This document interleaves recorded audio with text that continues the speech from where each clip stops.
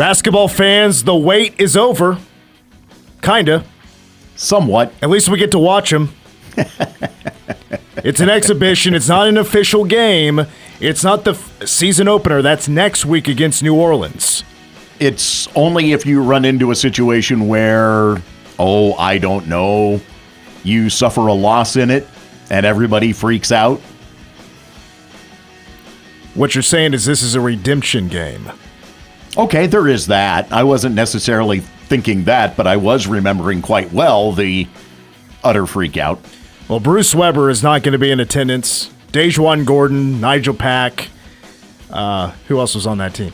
Mike McGurl. I don't expect them to be in attendance for tonight's game. However, there might be almost a jam-packed house in attendance tonight for an exhibition. K-State against the Fort Hays State Tigers, and I don't normally do this, but I've been itching to make some predictions.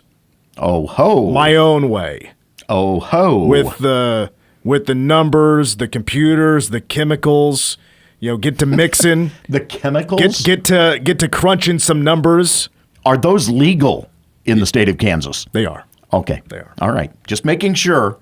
I take a little sip myself, take the edge off. Whoa.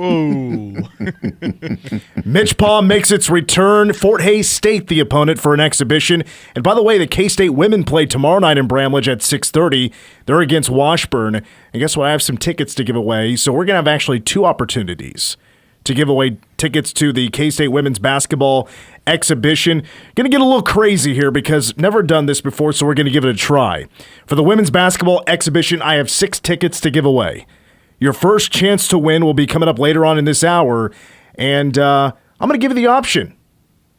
Do you want 2 or 4 tickets? The rest of the tickets goes to the next winner, and that'll be in hour number 2 after MitchPom kicks off hour number 2. Welcome to the game, Mitch Fortner, Troy Coverdale, and AJ Shaw. Folks, there's a lot of places to listen to us and places to watch us live right now on YouTube. I was told there would be no cameras involved. Are you not going to any meetings? Is that... I need to talk with my agent. I thought the contract stated clearly that there would be no cameras involved for the betterment of the listening audience. Troy with one of his classic 1993 radio bits live here on the radio. No, our contract definitely says cameras. As a matter of fact, there's one right there. You're on camera. We forgot to let Tim Everson know ahead of time that there's going to be cameras on for Wildcat Insider yesterday. I apologize ahead of time, folks, that you got to look at this mug. Well, if you prefer just to listen to us, we're live, 93.3, 93.7, and 1350 AM. Of course, we podcast our shows, Spotify, Apple, wherever you listen to your podcast. Just search for The Game on 1350 KMAN. And keep up with what's going on with the Cats. To be clear, it is in my contract, hence why I'm not on camera. I must be the only one without a contract. I made it clear that when I went full-time, I said, I cannot be on camera, and they said, well, put that in your contract. I made a mistake. I have no buyout. I have a great lawyer. His name is Mark Shaw, and he made sure to put that in the contract. So, yeah, the beauty of it, is that I have a lawyer in my family, just like Troy has a lawyer in his family, except his lawyer forgot to put that in his contract. Yeah, there's the flaw. I should never let my brother negotiate. All right, we need to put the cheesy bits behind us now. By the way, Troy's buyout, 24-pack of Diet Coke is his buyout. Next year it turns into a 12-pack. Yeah, a little less than what it should be, but yeah, okay. Chris Klieman speaking to the media yesterday. We'll talk more K-State basketball coming up here later on this first hour. I want to do some exhibition over-unders, some predictions, because I just can't wait. I don't want to wait till next week to make some predictions. MitchPom at 5'10".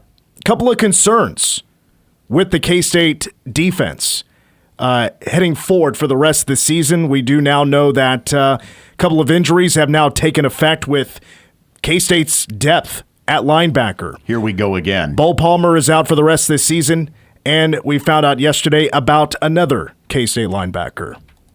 Asa Newsom, we lost him for the season, unfortunately, with an injury. Some other guys that are probably hit and miss, but wouldn't rule anybody else out. But we're down a little bit at linebacker, losing Bo and Asa for the year. Some young guys have to be able to step up, and we're going to have to do some things with our package to help that position out. So I've made a decision. I talked about this a little bit yesterday on Wildcat Insider. There's been 2 #MyBoys all time. Deuce Vaughn was a home run in the World Series. Oh, I shouldn't say World Series. It was opening day home run for me.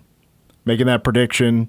He's a future, Ring of Honor, K-State Hall of Famer, Kansas Sports Hall of Famer, whatever Hall of Fame there is for sports in Kansas, and who knows, maybe even college football. You never know. And then Asa Newsom.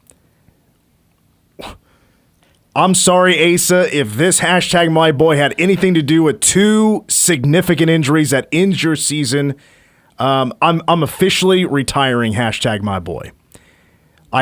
This was just something a previous host just could not pull the trigger on after so many warnings, I basically kicked and screamed for another hashtag to be retired, and it never was. I believe it's still kind of going.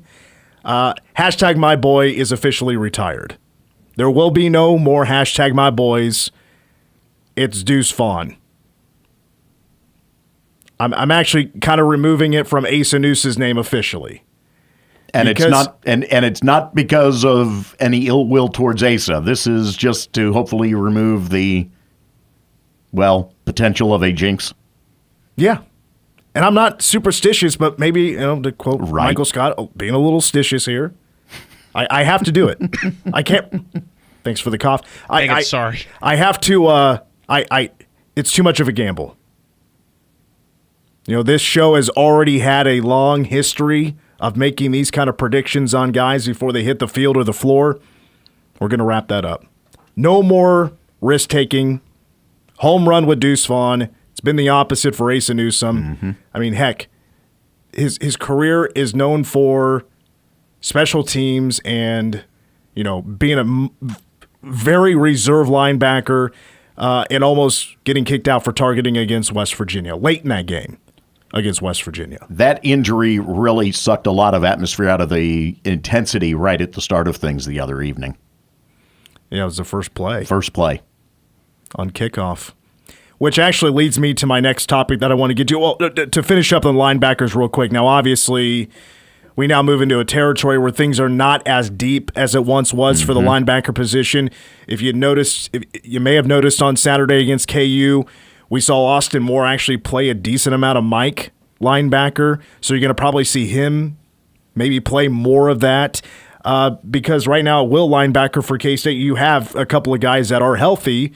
Moore has played a lot more than the other, but you might see more of a Zach Wittenberg, who's played very little in his time on defense at K-State. He's been mostly a special teams guy, and by the way, very good this year. He has a lot of tackles on special teams.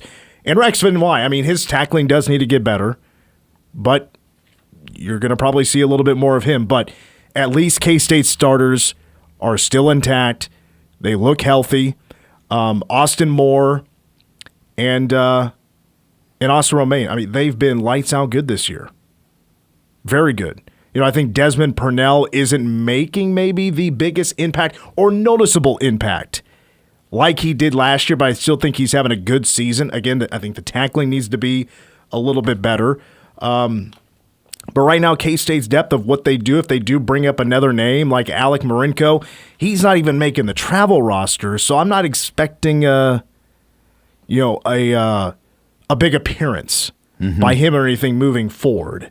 So I think just by what's based on K-State's too deep right now is what you're going to get, and you're going to see the starters play a lot of football, which, in a way, I'm pretty okay with because they're all pretty good. On the good side as well, you have this game this weekend, and then it's a bye week again. The break comes up following this matchup with Houston before you close things out with the 2 games back-to-back. That helps as well to try and at least get everybody back into shape for those final 2 games and a potential Big 12 championship game.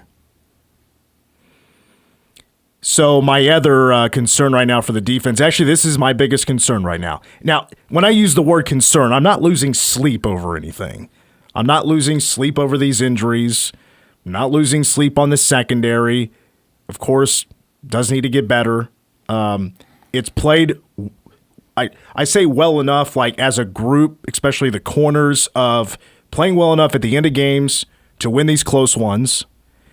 Been better in the fourth quarters than they have in previous quarters, like against Colorado and against KU. My concern is tackling, because we've seen now really kind of the last 2.5 games, more so the last 2 games, of teams going down the field and scoring on K-State because the Cats are struggling to get off the field on third down. Yes. And I think a result of that is because they're not tackling one-on-one. The first 5 games of the year, K-State has been a phenomenal tackling team, and especially with the solo tackles. And I noticed that early on, the numbers of solo tackles that K-State's made early on was very good.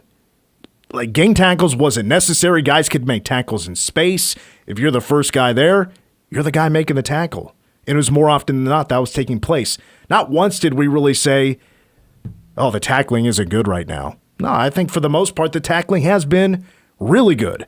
But for example, drive 1 for KU, they absolutely set the tone for the game.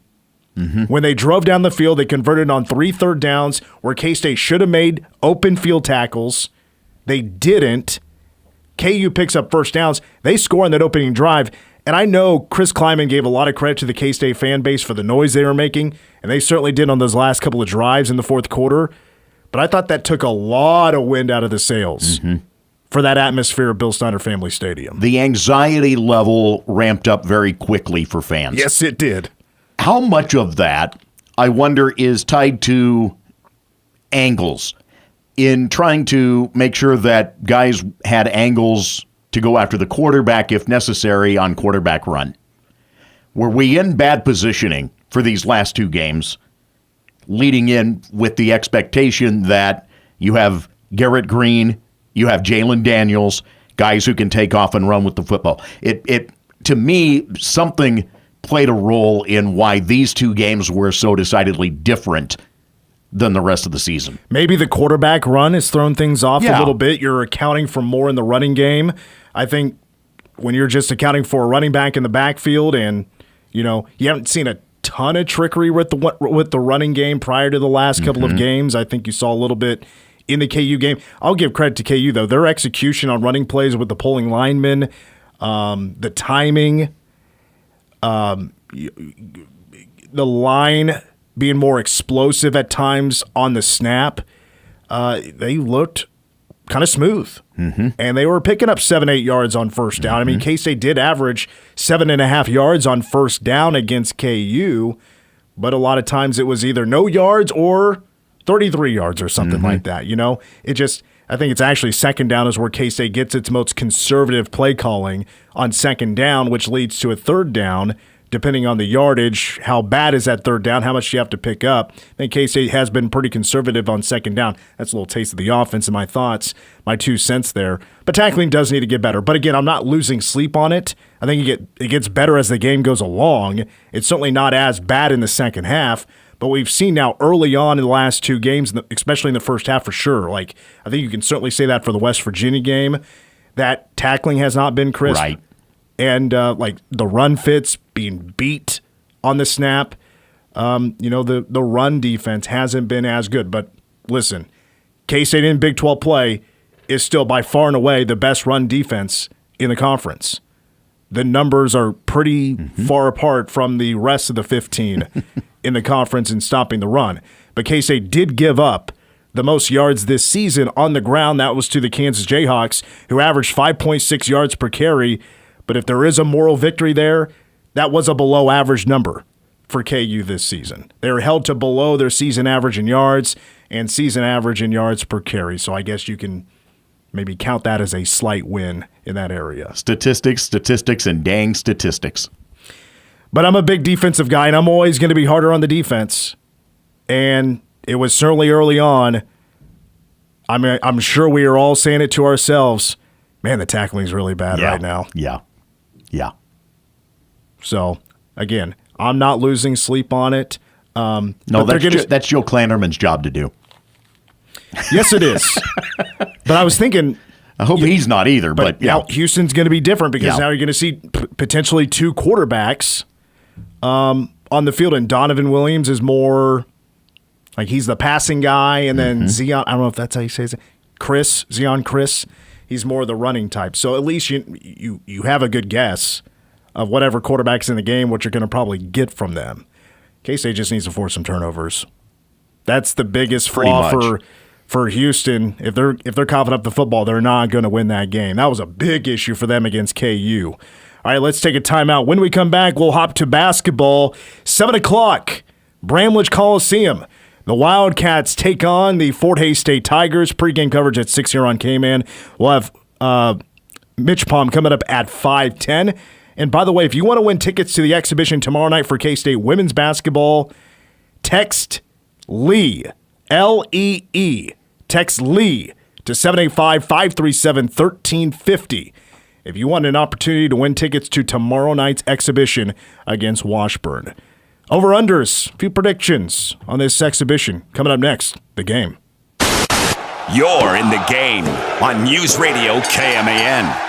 Manhattan Broadcasting is keeping it local. Dollars spent locally today help build a better community for tomorrow. From simple things like hail damage to complete restoration, Quality Collision will keep your car looking as good as the day you bought it. And they work with all major insurance companies. Quality Collision, where quality is more than their name, it's a promise to their customers. Don't let cost hold you back on new flooring. At the Flooring Outlet, you'll find the best carpet, LVP, porcelain, and mosaic tile at low, low prices. So stop by the Flooring Outlet, 8055 East Highway 24, and find your new floors. Open Monday through Friday, 8 to 5. It's Cappy Blast season at Baskin Robbins. Get a small for only $5 or medium for just $6 until October 31.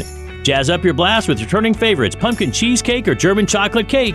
Baskin Robbins in downtown Manhattan, a Streeter family business. Our family serving yours. Manhattan Broadcasting is keeping it local. Find more great local businesses plus special deals and offers when you keep it local on our website.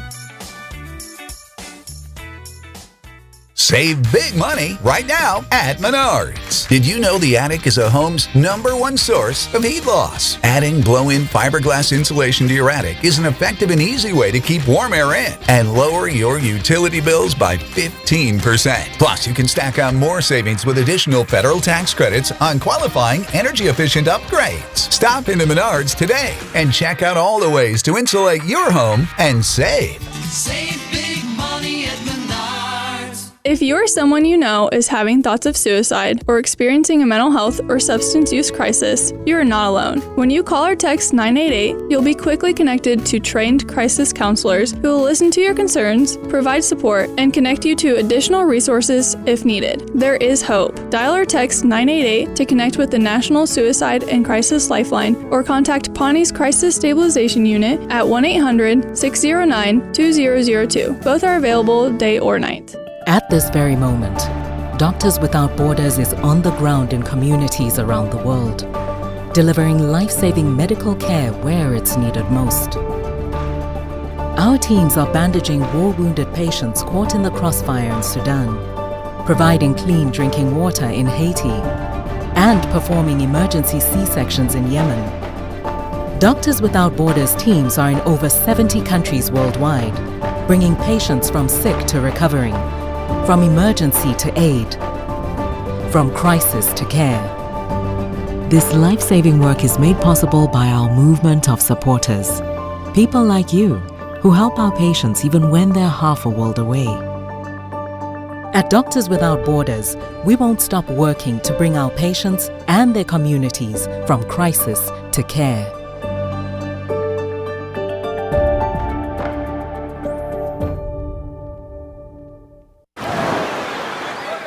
Hear that?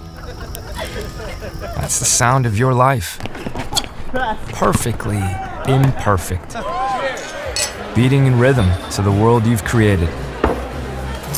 But every time you drive after drinking, the music gets drowned out. Your life sounds pretty great. Don't let a buzz ruin it. Buzz driving is drunk driving. Don't drive buzzed. A message from NHTSA and the Ad Council. The Ramsey Show. Up to 50% of American families are paying their adult children's bills to an average of $1,482 a month. Wow. I've never seen it like this. 25% of millennials, their parents are paying their housing, house payment, their rent, or they're living in their basement. You pay your kids' bills. Psychologists call that enabling. As a matter of fact, enabling is quite the opposite of loving. Go from paycheck to purpose with The Ramsey Show. Weekdays 10 to 1 on News Radio, KMAN.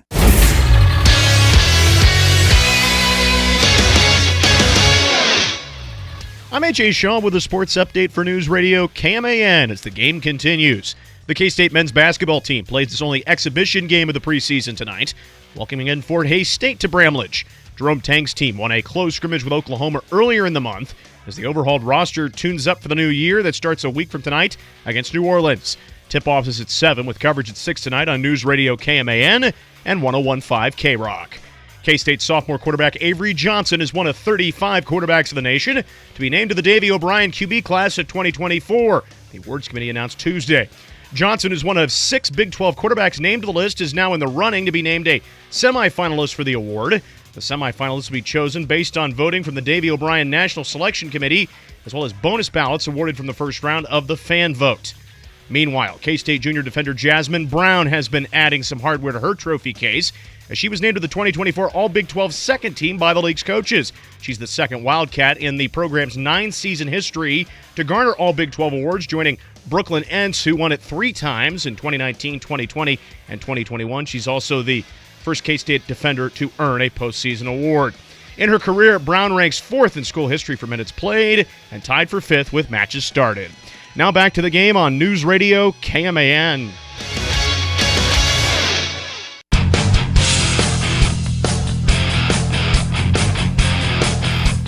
We are back on the game. You can watch the game live on YouTube. We are streaming live. News Radio KMAN is the name of our, what do you call it, a profile? Channel? I'm getting older. Be the easiest, yes. I used to be really into like tech stuff, and now I'm like really falling behind. I used to give my parents a hard time on that kind of stuff. But if you're watching on YouTube, I put a whole bunch of stuff behind me as kind of like a background. It's stuff out of my office. There's like a very old school 90s K-State flag in here. There's a Stone Cold Steve Austin picture, a bunch of mini helmets from the old Big 12. What else is back? Oh, yeah, the men's basketball poster for this year. It's probably my favorite men's basketball poster of all time because it's very old school. It's very 90s. Mm-hmm. So that's in the background. You can watch us live, plus hear us on wherever you listen to your podcast after the show. And, of course, listen to us live as well at newsradiokman.com. Well, tonight from Bramlage Coliseum, we will have the K-State men's basketball team. It's going to be our first look at this brand-new K-State team with a whole bunch of newcomers, 3 returners, Jerome Tang's 3rd season against the Fort Hays State Tigers, which – hate to remind everybody, but this is kind of a revenge game because, well, it was 4 years ago that the Fort Hays State Tigers came in for a regular season game. It counted for K-State, not for Fort Hays State. And the Cats lost. Brutal. Yeah, the worst loss I think I've ever seen in person. Yeah. And that was all she wrote for Bruce Weber, who still had like 26 games to go. You know, and consider this for a moment. Because we have talked about this in the past. Season opening contest against a team that I used to call games for. And it was a loss for K-State after making a run in the NCAA tournament. But it's a decade ago now. When Northern Colorado came into town and Slipped won in and game got one. Yeah, in game 1 of the season. Remember, like Thomas Gibson, I think, was a freshman? Yes, he was. Yeah. And he played quite a bit. Yep. I was in Hayes for a wedding the next day.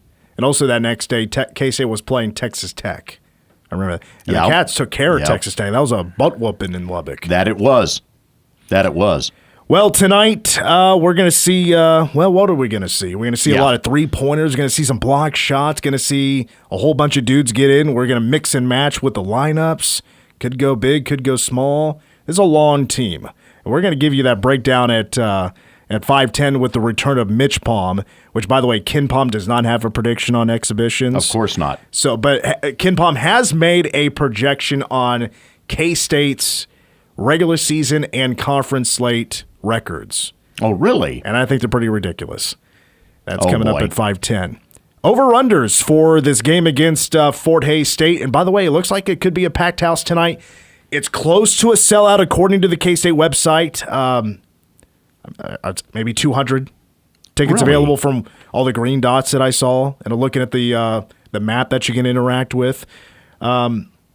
Over/under Coleman Hawkins points tonight. Because, hey, this is the $2 million man, allegedly. I'm sure he's going to be in the starting lineup, which he has requested to go last in the starting lineup read. Right. So, we'll see if I give him that nod or not. I probably will. 12.5 points. Over/under on Coleman Hawkins points against Fort Hays State. He averaged about 12 last year. I'm going to go over in that aspect. I look for him to have more along the lines of 18 tonight myself. That'd be sweet. Be a good sign. Being that it's an exhibition game, I don't know how much he's going to play. So I'm going to go under just because of the circumstances of this game. I think you're going to see him play quite a bit. I think that there is tonight for Coach specifically a desire to see what he can develop or what he feels comfortable with for a group that would be the starting five. I think that is first and foremost the intent for tonight. You're going to probably see Coleman play a few different positions. Also that. As a 6'9" wing, he can play all over the floor. And he can do a lot for you. He can shoot outside, of course, which really blossomed last year for Illinois in his final year there. Obviously score inside. He'll do a lot for you. Now, Coleman last year actually got out to a really slow start for Illinois, where he only averaged 5 points a game in his first 4 games. Now, this is not, of course, this isn't Eastern Illinois. This is Fort Hays State. It's a good defensive team. But I'm going to take the over. I do expect him to play quite a bit tonight. You're going to see him play different positions with different lineups. He's the face of the program, pretty much. I mean, that's how I look at him. He's got the best personality from what I know so far. He has his own podcast, which has a new episode dropping tomorrow. I just saw promoted. David Castillo, I think, is the guest. David Castillo is the guest. Yeah, so that'll be a lot of fun. I've heard a lot of good, personality things as well from David Castillo, so that could be a lot of fun. And Coleman's going to play quite a bit tonight, so take the over on that. How about? And I'm working on this name. I still don't really have it down. I think I do because when I got the pronunciation guide, it was typed up differently than I thought the pronunciation was actually. It's Ugana Onyenso. Ugana Onyenso. A shot-blocking, defensive-playing beast. The transfer out of Kentucky. I got blocks at a 1.5. For the season? For tonight. Tonight. Oh, okay. For the season, I could definitely see him doing that and then some. But he's the one I'm not sure how much is going to play. Yeah, that's a great point. So I don't think I'm not expecting him to. Well, maybe he's going to start. I don't know. I'm going to go with an under tonight because of that kind of a nebulous feel as to how much he may see action tonight. And let's be perfectly honest, there's also that potential of dealing with getting back into action, maybe getting a touch aggressive in trying to block shots, but getting called for fouls instead.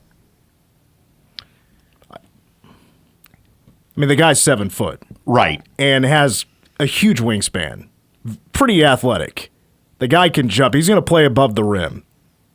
I mean, I'm going to say over. Okay. I think he puts on a show. Who was it a couple of years ago? And I'm blanking on his name. He just played here a couple of years ago. How am I blanking on his name? But he had like 4 blocks in a game. I don't know. It'll come to me in a little bit. Bebe? No. Igiola? No. It'll come back to me. We'll move on. All right, more over-unders. How about total amount of K-State three-pointers tonight? By the way, you didn't get my over-under on blocks. Well, okay, go ahead. I'll go.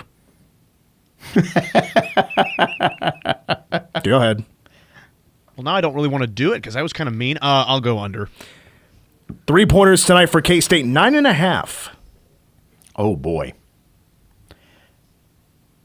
I would like to say over, but you pointed out that Fort Hays is a solid defensive team, traditionally. And first opportunity in real game action in front of a home crowd. I'm going to go under. I don't know that it'll be under by much, but I think it'll be under. Under. See, I'm leaning under as well. K-State is a lot bigger team than Fort Hays State. Also this could true. be a very good inside game for K-State. Paint points. They're going to shoot the three. They're going to shoot their fair share of threes. I'm sure Coach Ting wants to see them shoot. He wants to see a lot of guys shoot threes tonight. I mean, heck, 6 or 7 of the recruits that come in shot the hell out of the ball last night, or last season. Yeah. I mean, we're just crushing threes. So, but with this being the first game in front of a crowd, that could be a lot of people there tonight, maybe a few nerves. But what about Brennan Hausen? Brennan Hausen. I set the threes at 2.5. Individually. Yeah, for him alone. Okay. The transfer from Villanova, who he averaged a couple of threes a game last year. What do you think? Do you think he can hit more than 2 tonight? Again, I'm going to lean toward the under only because I don't know that the 3 is going to be as much of a focal point given the height advantage. Coach mentioned that one of the things that he wants to see tonight is defensive rebounding. I got a feeling that he'd also like to see some offensive rebounding tonight. So you're taking the under. I'm going to take an under on that one. I'm going to go away from the game plan of the first 3. I'm going to say over. I think Hitman hits 3 tonight.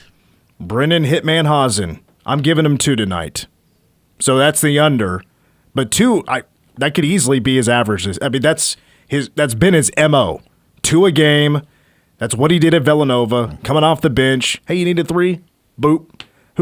Somebody was telling me at Big 12 Media Days that they were running a scrimmage and they had like 3 seconds left. Pass, Hausen from midcourt, just routinely jump shot, knocks down a 3-pointer. Yeah. Like, it can be that easy for him. So, if there's actually anybody I'm most excited to see shoot the 3, it's him, just because I think he can really crush them. Sure. But, of course, I want to see the whole team hit like 14 tonight. Right. All right, and then just real quick, who do you think is going to be the first player announced during the starting lineups?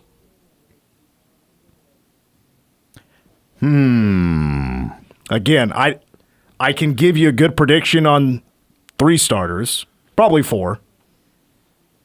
Maybe a wild card on a 5th. But Jerome Tang was not going to confirm anybody as a starter during Big 12 Media Days. I'm going to put it as David Castillo. Castillo starting tonight. I'll say Gasson. David Gasson starting. Okay, I'm not going to say anything because I'm obviously the one that decides who goes first in the starting lineup. We tip off at 7 o'clock. Wait a minute. That means that he's going to find a way to configure it so that it's neither one of ours. See, we shouldn't have picked. We just should have kept our mouth shut. David is not going to start. Which one? Castillo. Oh. Gasson, yeah, he might, but the thing is, I typically go in position groups. And if I'm going to have Hawkins go last, I'm probably leaning guard, and then I typically go with age. So it's either Doug McDaniel, I'm sure, or Max Jones. I didn't want to answer this question initially. Who'd you say? You said David Gasson? You never know. Maybe I will go with the bigs first. Well, I'm not going to be at the game, so I don't know who you go with. Well, I'll tell you tomorrow. You'll tell or me you tomorrow? may hear it on the TV call. Right. All right, we got to take a break. When we come back, it's time to crown a brand new Jabroni of the Week. And I go to the text line. We pick out our first winner of K-State women's basketball tickets for tomorrow night's game against Washburn. And if you want to go, text Lee, L-E-E, text Lee to 785-537-1350 as we give away more tickets in the second hour. More of the game, including Jabroni of the Week, after these words. Your home for K-State sports. Deflected and intercepted. Justin McKinney with the interception. I just can't believe that play call. This is The Game on News Radio KMAN. The Trust Company is an independent, locally owned wealth management and investment company founded right here in Manhattan in 1992. The experienced professionals at the Trust Company are recruited specifically for their financial, legal, accounting, and business expertise. They're also your neighbors who, guided by your hopes and dreams, will continue to deeply understand your aspirations and goals. The Trust Company, locally owned, client-focused. Our only allegiance is to you. Visit thetrustco.com. Few people choose to go into a nursing home. However, many people feel more independent when they no longer have to rely on family and friends to take care of them. When that time comes, consider visiting the Leonardville Nursing Home. Their dedicated staff will provide your loved one with the dignity and respect they deserve, offering interesting activities and a home-like environment with private rooms available. Call them today at 293-5244. Leonardville Nursing Home. They care. Orthopedic and Sports Medicine Center offers innovative, cutting-edge physical therapy from blood flow restriction rehabilitation, dry needling, DARI-A biochemical movement analysis, fall prevention, and return to sport. OSMC Physical Therapy has over 75 years of combined treatment experience and deliver a successful and positive outcome while making the rehabilitation process pleasant and enjoyable. At Orthopedic and Sports Medicine Physical Therapy, no referrals are needed to schedule your therapy appointment. For more information, visit us at kansasortho.com. American Family Insurance.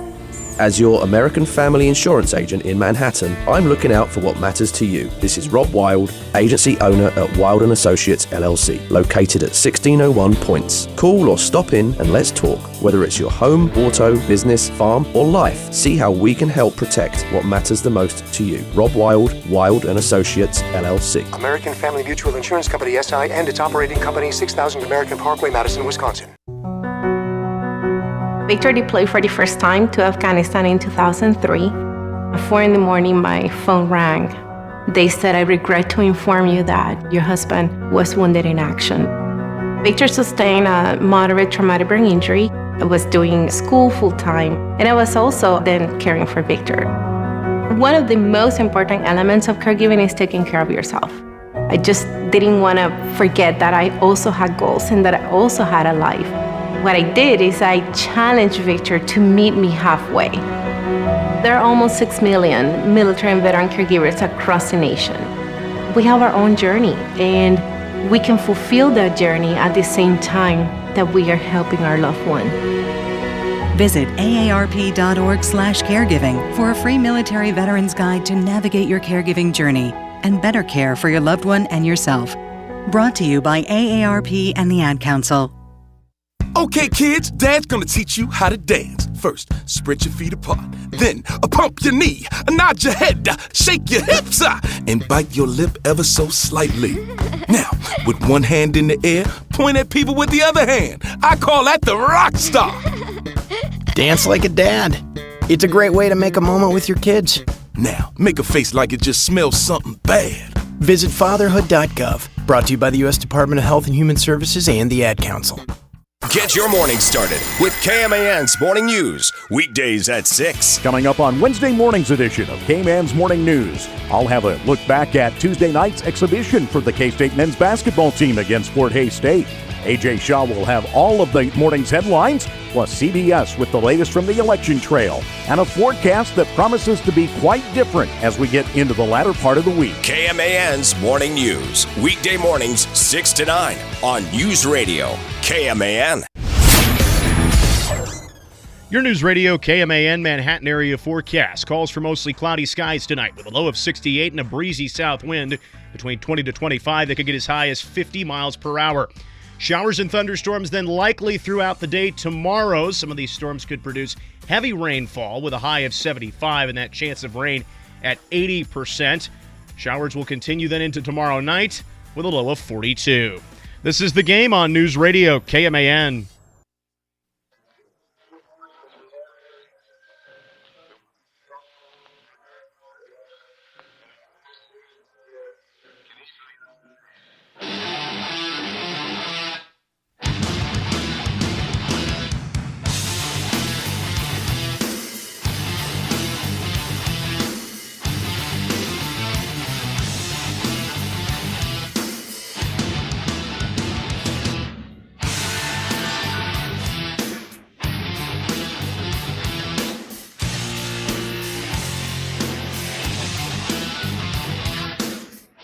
Know your role and shut your mouth, you jabroni. You jabronis hit the jackpot. That Hollywood blonde jabroni, Hulk Hogan. Ow. Is this jabroni's name? Jabroni of the week. All right, it is clobbering time of some jabrones that took place this past week. 3 dishonorable mentions, and we will culminate with my official jabroni of the week as we go a look at the sports week Tuesday to Monday. And the cutoff was Monday night. All right, first dishonorable mention, old Dean Wade, or Dwayne Wade, rather. Oh, wrong D, yeah. Yeah, Dwayne Wade. Thank you. Boy, Dean doesn't have that statue quite yet wrapped up. But Dwayne Wade down there in Miami, the Miami Heat honoring D. Wade for his contribution over the years to the Heat, 3 NBA championships. He's a legend down there, so they built him a statue. Now, before I even saw the statue, I'm always a little worried because we've had some horror stories of statues in the past. Who's probably the most famous? Probably Ronaldo. Ronaldo had a bust. Somebody did a bust of Ronaldo in honor of him for whatever, and it didn't look anything like him. Yeah, there is an infamous one that is supposed to look like Lucille Ball, and it's actually very frightening how bad it is. I mean, the facial is just, the facial features are just awful. Well, they needed to hire the people that did the Bill Snyder statue. There you go. That's a flawless statue. Anyway, they revealed the Dwayne Wade statue, and the face did not look anything like him. Somebody made a comparison to The Mask, Jim Carrey in The Mask, when he was actually wearing the mask and he's all green and stuff, like the facial expression. It's not so much the expression, it's just the whole facial look. Mm-hmm. The head of the statue looks nothing like D. Wade. Someone even said it looked like The Mask, as in the villain from The Mask. D. Wade made kind of had a little laugh about it. At one point he said, "That's crazy, I can't believe that. Who is that guy?" Which, that could be taken in 2 ways, I guess. Maybe like, oh, he's just having, who's that guy getting a statue made? Or it could be, yeah, that thing doesn't look anything like me. Anything like that. Now the sculptor, whatever this guy's name is, has now spoken publicly about the backlash about this statue. And he said, quote, "I couldn't do better than that. I don't think anybody else can do better than that. It is what it is. Oh, man. And we will love it forever." Oh, man. So is this guy getting hired again to do another statue? Yeah, not of a sports person, that's for sure. Social media world is about opinions. Send some memes. We don't care. It was a special moment yesterday, my family and I. That was from Mr. Wade himself. So he's having fun with it. He's cool about it. And then I guess they're just going to move on, and it's going to stay the way it is. My next dishonorable mention is to the New York Jets, Jets. Yeah, their season's done. They're cooked at this point. Lost to the New England Patriots. They're 2-6. Not good for Aaron Rodgers. But they made history. Because what the Jets did in this loss to the Patriots, 25-22 the final score. The Jets put up more than 20 points. They didn't commit any turnovers. And they held their opponent to under 250 yards of offense. Since 1940, teams that had done those things, checked all those boxes, all time, 756-0. Oh, my. The Jets are now the 1 in 756-1. Wow. That's unbelievable. My last dishonorable mention, going to go to some Indiana students. If you watch College Game Day, they allow these students to come into this grassy area and kick field goals for a lot of money from Pat McAfee. Right. And then it's the bit, they missed the first field goal. People start chanting one more try or whatever. Right. And then they up the ante a little bit. More cash is on the line, which always, you should. Well, maybe not always. I mean, if he's offering you $100,000 to make that first field goal, I would probably try to drill it. Yeah. This time around, the first field goal was for $100,000, then they upped it to $150,000. The guy missed both, but he was actually the alternate. There was a guy originally scheduled to be the field goal kicker to win this cash, and while he was warming up by the stage, He tears his ACL. No way. He was rushed to the hospital, obliterated his left knee. So Pat McAfee was like, all right, you get this field goal. You're not only winning the cash, so is this dude that needs a new knee. And he shanks both of them. But Indiana's undefeated. They're one of, I would say, the three surprises in college football that are undefeated. Absolutely. The other two? BYU. Army. I was thinking Pitt. Oh, okay. Because I was thinking, preseason polls. Sure. Because BYU, Pitt, and in Indiana were all picked like 14th. Right. Yeah. They were low in their conferences, yes. Army plays a trash schedule. Well, okay, there is that. So I don't, yes, them being undefeated and where they're at right now maybe is a little bit surprising just because they're not typically undefeated. Right. But as an independent, that's a trash schedule. They're still independent, right? No, they're AAC. Are they AAC now? Okay. Still bad. Sure, but that conference sucks. Hey, now. they're beating who they need to beat. So, all right, but we get to now my Jabroni of the week. AJ, you might want to put the cans on for this one because Bears cornerback Tyreek Stevenson had himself a bad finish to the game against the Washington Commanders. A lot of explaining to do, which he has done since apologized on social media for the little blunder he had. Because Chicago led 15-12 with one play left, and Washington rookie sensation Jaden Daniels, the Hail Mary to Noah Brown, which was tipped and then right into the hands of Noah for a 52-yard touchdown to win the game. But what was Stevenson doing when the ball was snapped? Taunting the crowd. Taunting the fans, yeah. Saying, sit down, you're not going to win this game, you're cooked. Chicago Bears roll in representing the NFC North. We just won this game.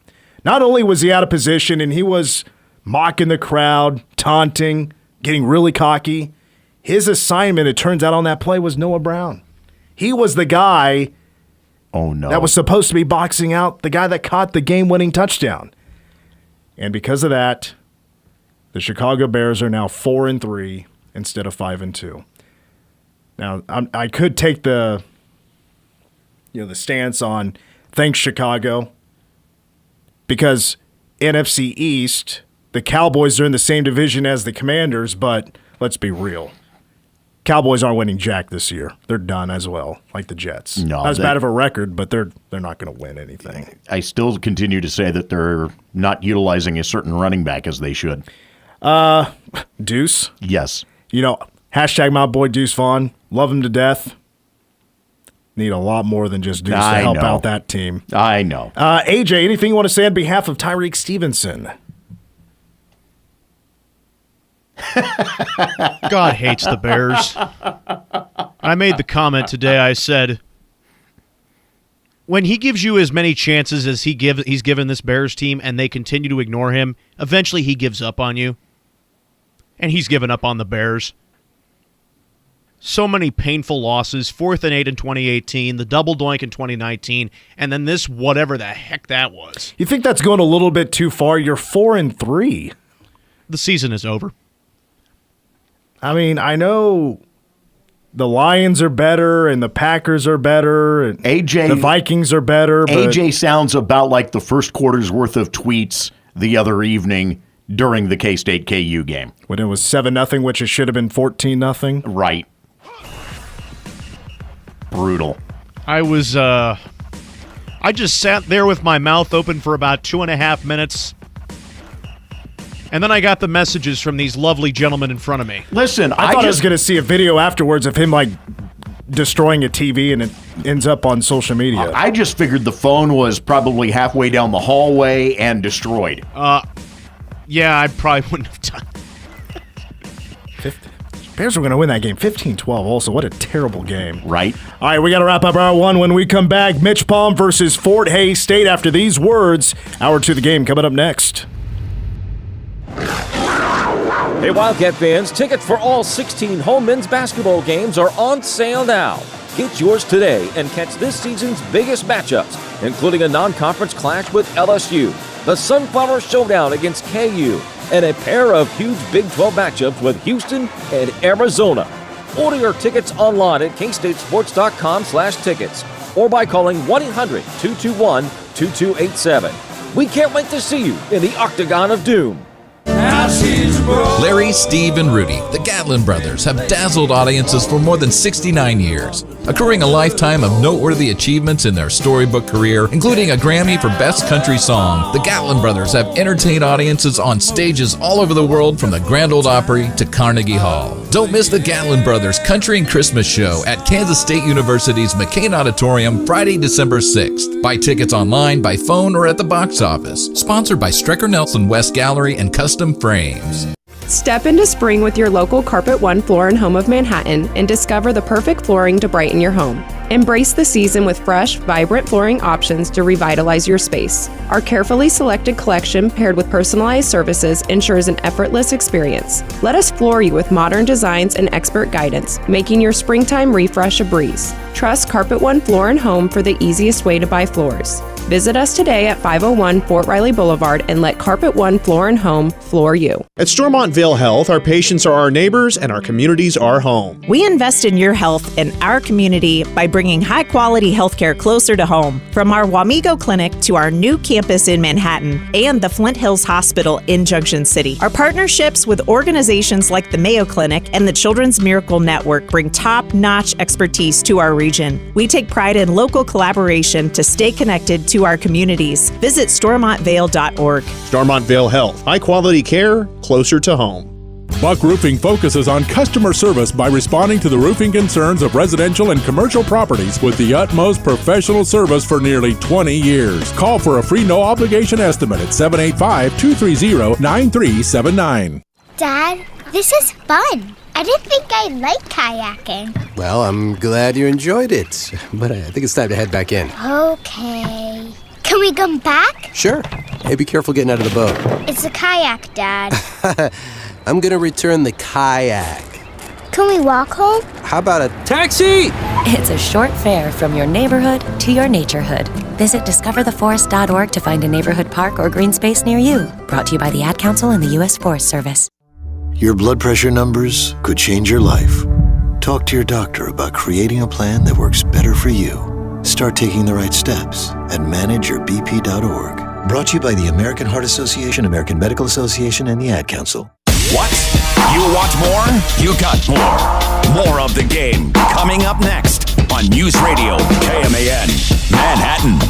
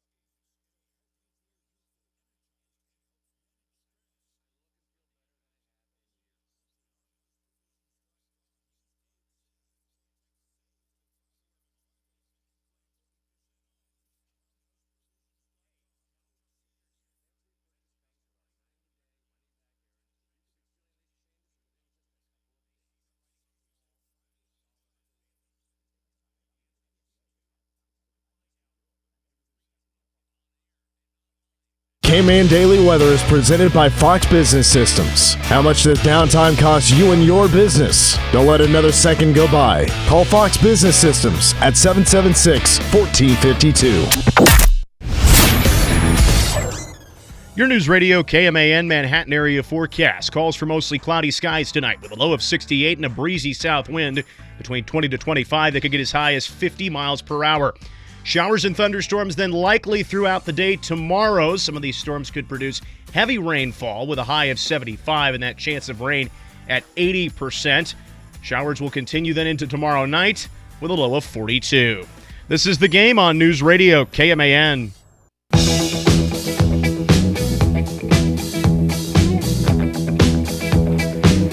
Hour 2 of the game after work. Mitch Fortner, Troy Coverdale, and AJ Shaw. Love this song. Reminds me of Kurtz and I in New York City.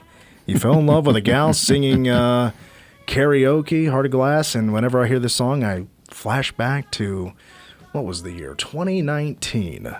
New York City. Great year for New York City. That's a heck of a year to be flashing back with for this song. Just a thought. I mean, given its age. Well, when I went back to NYC for the NCAA tournament to watch the Cats in the Garden, I had to go back to that place. I was like, I hadn't been back, and so let's go sing some karaoke, and the place hadn't changed. The beers were still $7, and they didn't accept credit cards. Hadn't changed a bit. We are back. We have MitchPom in a moment.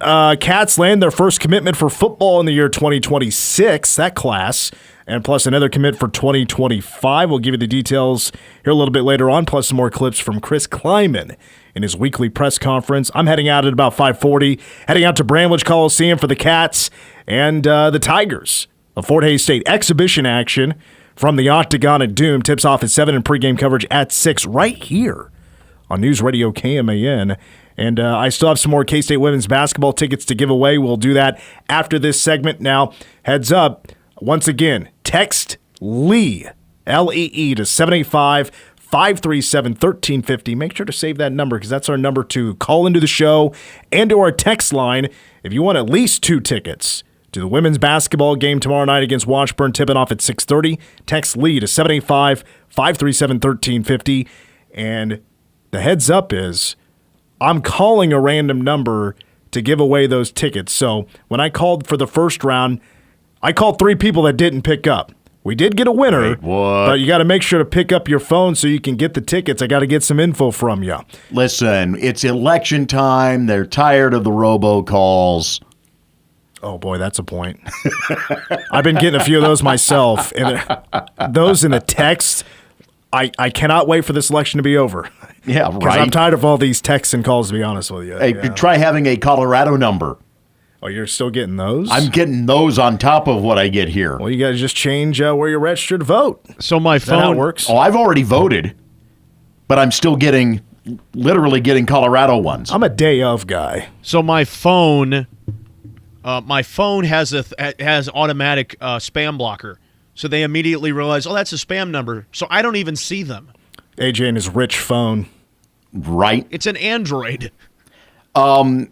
The thing is there's still plenty that you're going to wind up getting because I got one yesterday. Because politicians and election stuff is not included in any of the do not call list laws.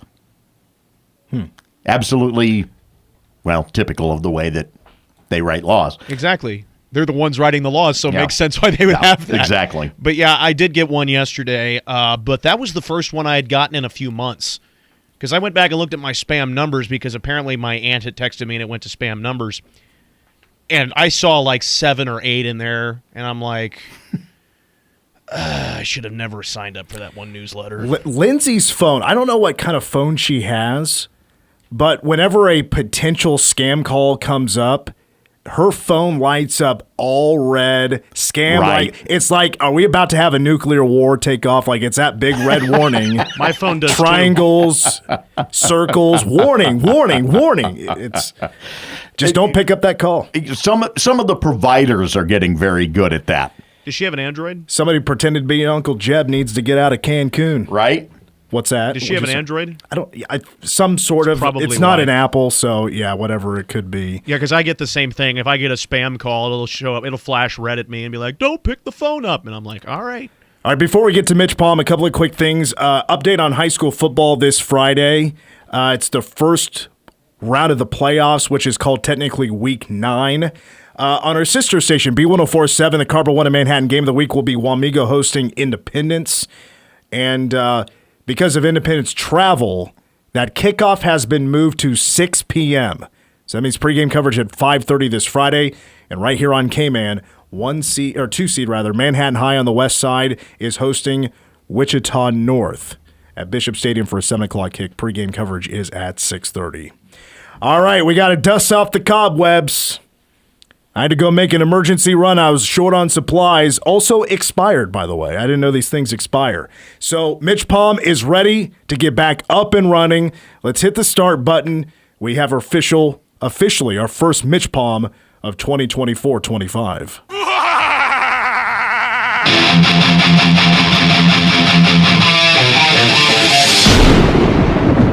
Here's MitchPom with tonight's prediction. I think this is my first ever exhibition, MitchPom. Of course, this doesn't count towards the regular season, but MitchPom's been itching to get some research done, learn about an opponent, and make a prediction on tonight's matchup. K-State, Fort Hays State, first meeting since the disaster in 2020, where the Tigers roll into a pretty much empty Bramlage Coliseum and beat the Wildcats 81-68. That game did not count for the Tigers, but it did count for KSU. That dropped the Cats to 1-4 on the season. I think it opened up with Drake, and then Colorado, and then I think UNLV, and then K-State beat somebody. I think it was like Milwaukee or something. It was like a 1-point game, and then the dreaded Tigers of Fort Hays State come in and beat the Cats. I have some nuggets for you. Fort Hays State in that game shot 42% from 3. K-State was 19%. Dejuan Gordon and Nigel Pack finished a combined 0 for 10. Jeez. All right, so already a leg up for the Fort Hays State Tigers. They're coming in with the winning streak. K-State 74-21 all-time in exhibitions dating back to 1964, 57-9 at home. And in Bramlage Coliseum, K-State has won 29 consecutive exhibitions. Now, all-time, the Wildcats have 4 exhibition wins over the Fort Hays State Tigers. But with official regular season games, as the game's counting towards somebody's record, the series is actually tied 3-3. But this is not regular season. So there's an advantage for K-State heading into tonight.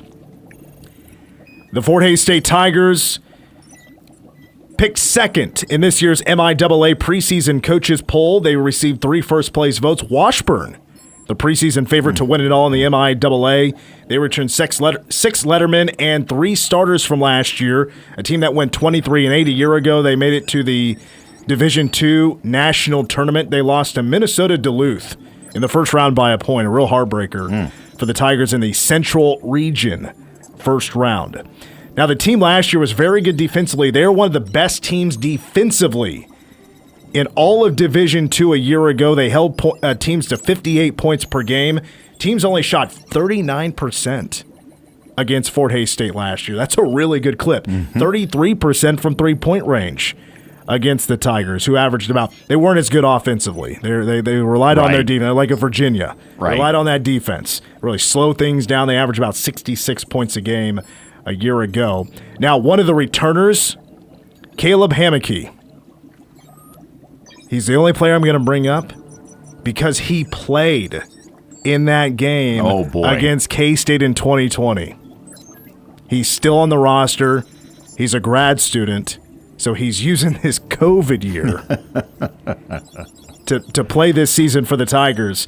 And against K-State, what a line. 15 points, 7 rebounds, 5 assists, and 4 steals. Oh, boy. He was a problem. Go ahead. You mentioned the COVID year. Yeah, the last time they played was during the COVID year, hence why the arena would have been empty. Correct. So Yes. I remember those games, especially early. Like before they were even, I don't think were they letting students in? Maybe 100 at the most? It was very small because I remember I was working for HDTV at that time and doing volleyball games. Well, I thought it was kind of silly at first when they were having me do PA. First of all, I was double masked. I'll never forget that. I had a mask over the mouth, and then I had a spit shield. Right, yeah. Jerry Pollard was at one point pretending to shoot balls of tape. Like he kept pump faking me number of times during the game. He would always pick something up off the floor. And he always mess with me, pump fake me. He never threw it. But old Hemeke is going to be playing for Fort Hays State tonight. All right, it would not be MitchPom in what would be a non-Big 12 game, regular season or exhibition, without bringing up famous alumni. Now, somebody tried to pull a fast one on me and tried telling me Mike McCarthy is a famous alumni of Fort Hays State. I don't think he actually went there. He was just a grad assistant, which, as a grad assistant, are you taking classes? Yes. Are you taking classes? Yeah, you're taking graduate classes. Well, on Fort Hays State website, they did not list Mike McCarthy, so I did not go with him. I was hoping I wouldn't have to go with him. I was very pleased to see that he was not. I don't want to have to say his name or read his bio too often. I'm done with Mike McCarthy. But you're not bitter or anything. No, his first coaching job, whatever, was at Fort Hays State. Sure. He went to Baker. Here in Kansas for a while. It's kind of the fun of when you look at a Northern Arizona coaching roster and see Andy Reid, among others. There's only one person I want to bring up in famous alumni for Fort Hays State, and I think this is the biggest punch that Fort Hays State packs tonight, and his name is Randy Hill. He's a native of Wamego, Kansas. He wrestled for 3 years at Fort Hays State in the late 70s. An All-American in 1979 as a senior, finishing as a national runner-up at 167 pounds with a record of 13-2-1. They did not used to wrestle as much as they do today, back in the day. 15 matches is a lot for a season. But made it to the national tournament all years that he wrestled collegiately. And this past weekend was inducted into the Fort Hays State Athletics Hall of Fame. Wamego native, but after going to college, he was going to be a teacher. Now, there was a recession at the time, so he decided to go the firefighter route. Well, was a firefighter for over 30 years in the Kansas City area, was also a fire chief, and now coordinates disaster response teams for the state of Kansas. He took a rescue team down to Florida and North Carolina to assist after Hurricanes Helene and Milton. And it just so happens Randy Hill is Lindsay's dad. Lindsay, my girlfriend. Okay. Her dad. So shout out to Randy. He's a hero. Yes, so definitely. To me, that's a famous alumni. But it's not going to be enough. It's not going to be enough for Fort Hays State tonight. Keys to the game. I should have brought this up on the over-unders. I forgot about it. Turnovers. This is a pretty new team. Yeah. Chemistry. Yeah. I should have said a turnovers over-under because I'm just hoping to see a decently clean basketball game. That's going to go a long ways. This K-State's way longer, bigger team than Fort Hays State is. Very undersized is Fort Hays State. To be real with you, if you have players from Hoisington, Bennington, and also one of your players is Caleb Grill's younger brother, MitchPom's not going to give you a big chance to win this game tonight. KenPom does not put... oh, boy. They do not put, with the advanced analytics, predictions on exhibitions. But KenPom has projected K-State, not counting the other two Paradise Jam games, just counting the first one, to go 16-13. MitchPom says, no way, Jose. Now, records, we'll do all that next week. MitchPom going with a 78-49 win tonight for K-State against Fort Hays State. Okay. 78-49. I think that'll be a thumbs up, convincing, productive, encouraging performance in Bramlage Coliseum tonight. Now, again, who knows what all we're going to see tonight. We can give you a guesstimation, which basically what MitchPom just gave you. So that's the hardest final score prediction you're going to get all season long. But 78-49 over Fort Hays State. Okay. And what do you think over-under on turnovers? Well, give me an over-under. I'm going to say 16. Under. Okay. Because I was thinking around 15, actually. Like 14.5, 15.5 for an over-under. Yeah, I hope it's not 16. I hope for the under. If there's an under there, if you're talking no more than 13, yeah, hell yeah, I'll take that. It's not Jerome Tang's 11. Right. The most that he wants to see, but again, a new group of guys that are learning to play together, which they've all been around for the summer other than David Gasson. You're hoping a much better start for the chemistry than what we got last year for sure. Keep it below 10. Below 10. I want it below 10. Good luck with that. Well, sure, everybody does. But are you gonna? Is that your prediction? You're gonna go under 10 turnovers tonight? No, that's not gonna be my prediction. But I would like to see them be under 10. If they turn the basketball over 9 times, they're gonna win pretty easily. Who hits the first 3 tonight? AJ. Hitman. Brendan Hitman Hausen. Shout out to Bret Hart, by the way. By the way, it's not Hausen. I learned that. Hausen, right? Very recently. It's not Hausen, it's Hausen. Yeah, that's like what I figured. Haas, like Hossn, Hausen. Have you ever met Bret Hart? Twice. Cool. Great guy. Both times I had something in my mind. I was going to say this. I was going to ask this. Matter of fact, I was going to say something the first time I met him, and I'm like, Bret, waited a long time to meet you, man. And that's all I could spit out. It's just so stupid. Of course, everybody has waited a long time to meet Bret the Hitman Hart. All right, let's wrap up. MitchPom, you got your projection. We're ready to roll for a 6 o'clock pregame kick tip-off at 7 o'clock from Bramlage, the Octagon Doom against the Fort Hays State Tigers. But before we take a break, we're going to once again find a winner of K-State women's basketball tickets for tomorrow night. I have 4 left. If you want all 4, better be ready to answer your phone because I got all the lead texts I need. So I'm going to start calling if you text it in. Be ready. More of the game coming up next. This is The Game on News Radio KMAN. At Meadowlark, every day is game day. Our team is recruiting nurses and certified nurse assistants for full-time and part-time positions in long-term and post-acute care. This game-winning environment is perfect for passionate and dedicated all-star caregivers. Join the Meadowlark team today and take advantage of increased differentials for night and weekend shifts. To learn more, call 785-323-3898 or search online for Meadowlark Careers in Manhattan, Kansas. MVPs work at Meadowlark. Blueville Nursery's Horticulture Hints radio show comes to your radio every Friday morning at 10 a.m. We will discuss timely gardening and landscape topics to help you keep your lawn and garden in tip-top shape. Blueville Nursery has been your local landscape service and garden store for over 50 years, and we want to share our time-tested techniques with you. From vegetable gardening, spring and summer annuals, to shade trees and lawn care, we'll cover it all. You're welcome to call into the show to ask questions that apply to your own landscape or garden. Stay tuned to Blueville Nursery's Horticulture Hints radio show every Friday at 10 a.m. right here on News Radio KMAN. Can you help me access my work computer now that I'm working from home? We can do that. Is it possible for you to troubleshoot my computer without me coming into your store? We can do that. I'm getting messages that my password's been compromised by hackers. We can. And that I have malware installed. I don't even go to the mall.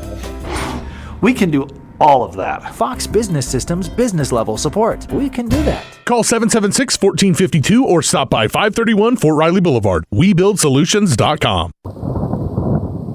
As the seasons change, our commitment to severe weather doesn't. No matter the time of year, we always keep you informed. Severe storms, flash floods, tornadoes, even blizzards. We track every storm to give you accurate, up-to-date information. We're always watching so you don't have to. News Radio KMAN, your trusted source for severe weather updates. When the storm hits, we've got you covered. Powered by Candlewood Veterinary Clinic, Manhattan Wrecker, Hummel Tree Service, and Tall Grass Windows. My name is Ariel. When I arrived in the U.S. at 19, I struggled to find job opportunities without my high school diploma. My entire life changed when I took a chance and got my high school diploma at age 22. Everything I have, my education, my career, my marriage, I owe to the Adult Literacy Center and my teachers. They were with me every step of the way, helping with my English and math, making sure I pushed through all the challenges.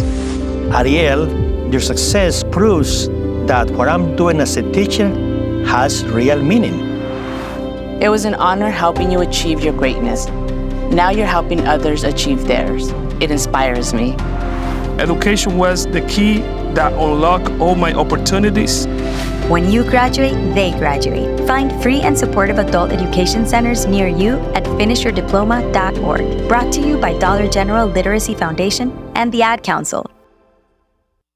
Guide dog partners bring greater freedom, confidence, and mobility. They are trusted friends that offer new opportunities for social interaction and greater independence. Guide Dogs of America is a nonprofit organization that provides these loyal and loving dogs free of charge to people who are blind or visually impaired. To learn more about Guide Dogs of America, visit our website at guidedogsofamerica.org or call us at 800-459-4843. How long does it take to get to the forest? That's not far. What are we gonna do? Hike? Sure. Are we there yet? Yep, it's a short drive from your neighborhood to your naturehood. Visit discovertheforest.org, brought to you by the Ad Council and the U.S. Forest Service. The Ramsey Show. Up to 50% of American families are paying their adult children's bills to an average of $1,482 a month. Wow. I've never seen it like this. 25% of millennials, their parents are paying their house payment, their rent, or they're living in their basement. You pay your kids' bills. Psychologists call that enabling. As a matter of fact, enabling is quite the opposite of loving. Go from paycheck to purpose with The Ramsey Show. Weekdays 10 to 1 on News Radio, KMAN.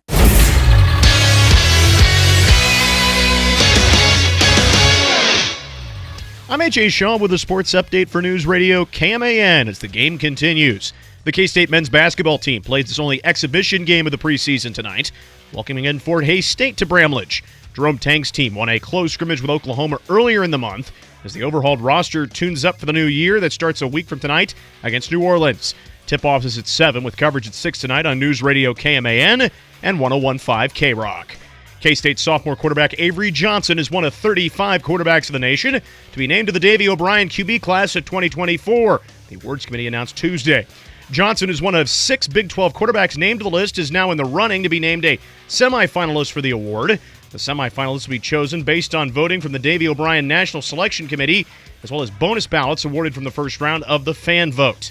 Meanwhile, K-State junior defender Jasmine Brown has been adding some hardware to her trophy case, as she was named to the 2024 All-Big 12 second team by the league's coaches. She's the second Wildcat in the program's 9-season history to garner All-Big 12 awards, joining Brooklyn Entz, who won it 3 times in 2019, 2020, and 2021. She's also the first K-State defender to earn a postseason award. In her career, Brown ranks 4th in school history for minutes played and tied for 5th with matches started. Now back to the game on News Radio KMAN.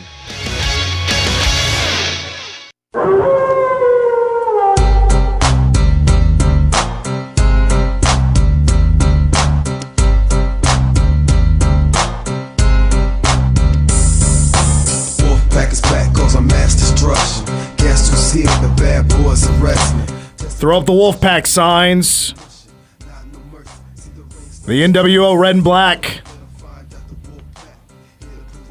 That's kind of on the tail end and the downfall of WCW wrestling. But the NWO welcomes us back onto the game. Mitch Fortner, Trey Coverdale, and AJ Shaw. Of course, that song used to be played at Toyton Family Stadium all the time. I don't know if that was because of a particular player wanted to hear it. I think it also kind of represented the pitching staff in a way. I'm not sure the whole background on that, but I miss it. There used to be another player that used to warm up to John Cena's theme song. The good old days.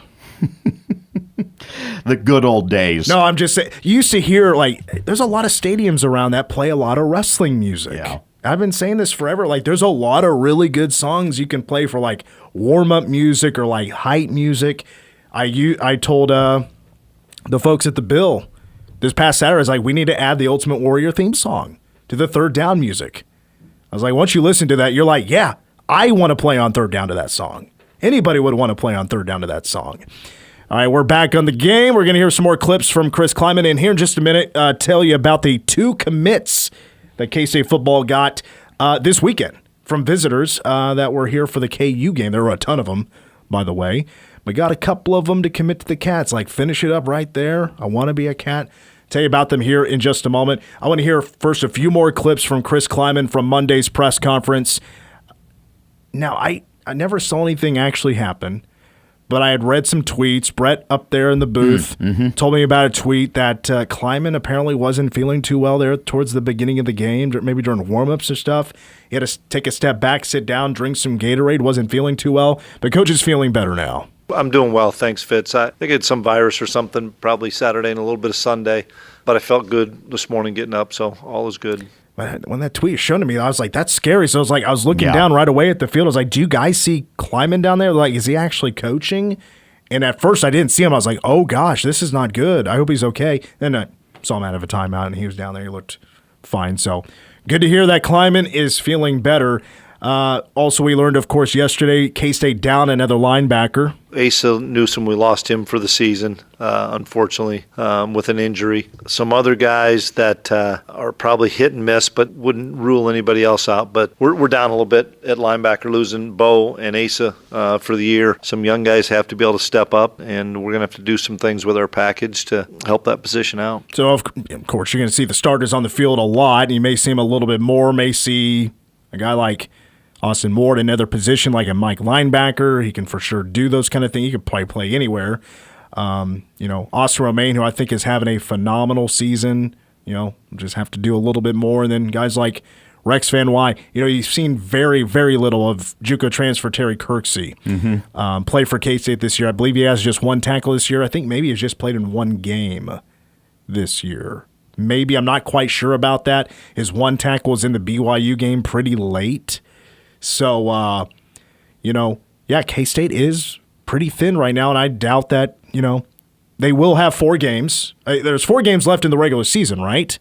Do they try to throw a true freshman out there? I don't think so. I don't think that's the plan yet. Maybe not just ready for that, but just kind of throwing some things out there. Another thought I had, what about a Toby Osinsami? Could he potentially, who was previously a linebacker, could he maybe slide up there and help out in any way? I'm just brainstorming, throwing some things out there that you never know might happen. I feel like there are a few options, but not quite sure exactly what is going to take place. I just expect Dez, Austin's, they're a really strong group of linebackers. They're going to play a ton, of course. It reiterates, though, that no matter how comfortable you are in feeling that you have depth, you never have enough of it. Well, honestly, it feels like it. A linebacker the last couple of seasons. Exactly. At least a starter, though. At least a starter is not out. That was very early last year. You lose Daniel Green. True. That was the Mizzou game. That was game 3. Yeah.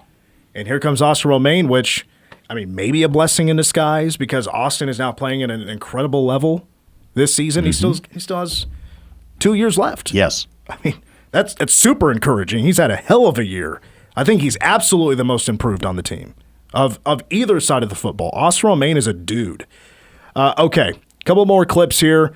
Sticking with the defense, how about VJ Payne on that final play? Here's Klieman. I know he hit like 21 miles an hour or so. He was rolling, and VJ can fly. And he was probably mad he didn't get the sack, so he had to chase him down. But when I saw him coming, and he and Austin were somewhat clean, they got bumped, but they were somewhat clean, and I saw him scrambling out to the right, and I saw VJ chasing. Not very many people are going to outrun VJ Payne, and we were end up getting the pursuit there, but great play by VJ. Maybe Austin Moore stole the show a little bit with the celebration after the play. He's waving the wheat. Yes. One of the best taunts I've ever seen. For as long as it lasted. I still cannot believe that he got by with that as close to the bench as he was over there. That would have been the most that flag would have meant nothing, though. I don't mean the flag. So I'm surprised someone didn't start getting in his way, start shoving him away from the sideline. Somebody did, I think, but it was like one of the referees maybe did shove him. But I loved that so much. I didn't see it until I saw the replay, and people were sharing it on Twitter. That was phenomenal. And it was J.B. Brown, who's their best player as a linebacker, one of the best players for KU's defense, and then he bumps one of K-State's best players. It did bump Austin to the ground. I'm glad he reacted the way he did. And if there was a flag, it would have not mattered whatsoever because K-State had the game in hand. Damian Leo. You want to talk about another stud? He's having himself a great year. He made the play on the safety. A lot of guys made the play on the safety. We hit our fits and really hit him fast, but that was a pivotal point of the game, and he's playing at a high level. He's understanding what offenses are doing. He's a really smart player and helping out the other defensive linemen of things that he sees or things that he hears and bringing them to the sideline. But it's fun to watch Damian play at the high level he is because he's playing at an all-conference level. One of the things that stands out from the fact that the Cats got that safety was how long it took to set up that play to begin with, because we got the replay review out of the question whether or not the kickoff reception had occurred inbounds or whether the Cats were going to be penalized. You know what my thought was immediately as that played out on the sideline and in that corner? Boy, that's an awful KU play right there. That's very much a Kansas play right there. It was a huge break for K-State. Exactly. I'm so serious about that. That was such a misplayed ball. K-State caught so many breaks in that first half. It could have got bad. Yes, it could have. It really could have. K-State caught some major breaks. Okay, let's see here. I think I have one more. But anyway, Damian, I've been so pleased with him. He muddies things up so well. And the nose guards, they never get the most tackles. They're not the most famous typically. Right. But, man, do you love a former state champion wrestler in that position like a Will Geary who just muddies things up and makes it extremely difficult to run A-gap. Right. His gap assignment, he executes so well. He's been so key for K-State's run defense this season. So I want to make sure that everybody knows about at least, but also hopefully recognizes and watches Damian once in a while when he plays that nose guard position and knows that he's going to do his job very well, and watch him do his thing. Because once you notice it one time, you're going to notice it all the time, how good he is. And he's a Manhattan High kid. He had pretty good coaching for a long time. Right. He was on every play for Manhattan High. Okay, now with that behind us, let's touch on a couple of recruits that K-State got commits from. We got the cat signal from Taylor Bratt yesterday. Not very long after this time yesterday. Yeah, making reference to the 2025 class, and that's an Omaha, Nebraska linebacker in Darian Whitaker. He's a 3-star kid. According to K-State Online, his recruitment was more of a sprint. And he was actually a decommit from Northern Iowa, so that makes now the third commit for K-State that has flipped their commitment to the Wildcats. But he's been up here 3 times. He visited over the weekend. This is a very physical guy. He's 6'4". He's also big. 6'4". Linebacker, 3-star, plays fast. He is a very, if I were to give you an example, I'm trying to think, because you got 3 kind of different linebackers, the way they play. Against the run, he's a very Austin Romaine. If you watch Austin Romaine, the way he plays against the run, very good reading the backfield. You could check a lot of boxes with this guy. NFL-type body for sure with Whitaker out in Nebraska. So that's a very big get there for K-State. They're 19th for the 2025 class, now committed to K-State for this December in the signing period. He had offers from Southern Illinois, Northern Iowa, like I mentioned, Washington State, South Florida, and then he flipped to K-State. He was down to 3, by the way. He was down to Washington State and South Florida, along with K-State. And the Cats also have their first commit for the 2026 class, who also visited over the weekend from Crowley, Texas, cornerback, 3-star Brandon Ford. Now, loved his visit, according to KSO. KSO does a great job in all these write-ups for the recruiting for K-State. But according to KSO, also on his list, outside of K-State, SMU, Houston, Texas Tech, Texas A&M. Wow. Of who he visited. Solid group. So what's the difference there? The one out-of-state school. He's like, wow, I love this way more than these in-state schools. I'm becoming a Wildcat. And so he's become a Wildcat. Van Malone had a big deal in that, built that relationship, took the time to get to know this kid, and they built that relationship. I mean, Van Malone is the corners coach. Right. So, of course, he's going to recruit him. And Van has one of the best personalities on that coaching staff. If you've ever met him or heard him talk, he's very entertaining. He can take on any question you have. And so K-State has their first commit of 2026. Now, it's not going to be the headliner. He's not going to be the biggest name of the class, but it's a pretty solid start. He had offers from Arizona, Arizona State, Houston, Nebraska, Pitt, all the Texas schools. Basically, every Texas school you can think of, with the exception of the Longhorns. I mean, everybody in the state of Texas pretty much wanted him on their team. Nope, he's going out of state. He's a top 50 player out of state of Texas coming to K-State. Reiterates, though, too, how important recruiting in that state remains for K-State. All right, I have to skedaddle. I got to get over to Bramlage Coliseum, so these two guys are going to take over the rest of the way. AJ, Troy, will take you home the rest of the way. Pre-game coverage for the K-State men against Fort Hays State at 6 o'clock. More of the game next. Go Cats. Your home for K-State sports. Miller throwing for the end zone. He's looking for Lockett, who makes the catch. Touchdown, K-State on the final play of the game. Kevin Lockett from Matt Miller on the last play of the game. Are you kidding me? This is The Game on News Radio KMAN. The 7th Annual Young Trustees Chili Cook-Off presented by St. Gordon returns Saturday, November 2nd. Join us at 1960 Kimball in the KSU Office Park across from the stadium. You'll taste over 25 different chilies with all ticket proceeds and prize money donated to local nonprofit organizations. Plus, enjoy live entertainment, a cinnamon roll eating contest, and a huge Jumbotron to watch the game while you enjoy a cold beer. Join Manhattan Broadcasting at the 7th Annual Young Trustees Chili Cook-Off presented by St. Gordon, Saturday, November 2nd. Tickets and chili kits available now at mhkchili.com.